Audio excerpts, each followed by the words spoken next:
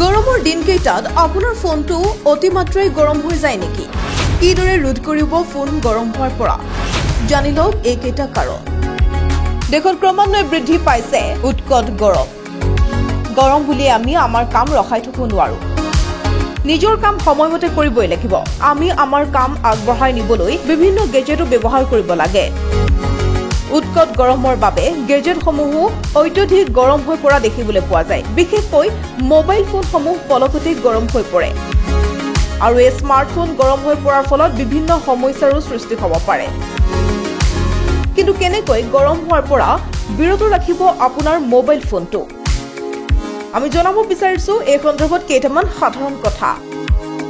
সূৰ্যৰ পোহৰৰ পৰা পৰাপক্ষত ফোনটোক আঁতৰাই ৰখা উচিত। গ্ৰীষ্মকালত গৰমৰ মাত্ৰা বৃদ্ধি পালে আৰু প্ৰত্যক্ষভাৱে ফোনটো দীৰ্ঘ সময় ধৰি হাতত ৰাখিলেও ক্ষতিগ্ৰস্ত হ'ব পাৰে। ফোন পকেটত ৰখাৰ পৰা বিৰত থাকক।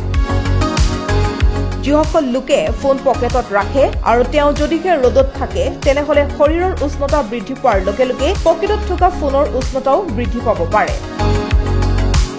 ইয়াৰ উপৰি চাৰ্জ দিয়াৰ সময়তো সাৱধান হওক। যেতিয়া ফোনটোৰ উষ্ণতা বৃদ্ধি পায় তেতিয়া বেটাৰীটো ক্ষতিগ্ৰস্ত হোৱাৰ সম্ভাৱনা থাকে।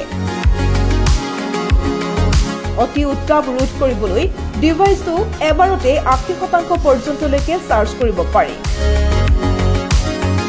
ইয়াৰ উপৰি ফোন কেতিয়াও বাহনত ৰাখিব নালাগে। ফোন বাহনত ৰাখিলে সমস্যাৰ সৃষ্টি হ'ব পাৰে।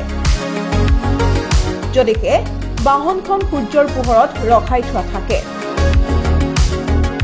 ফোনৰ অবিহনে সম্প্ৰতি কোনোৱে চলিব নোৱাৰে।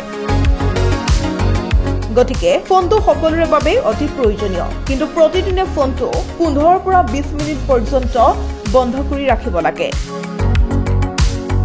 নিউজ ডেস্ক, প্ৰতিবিম্ব লাইভ।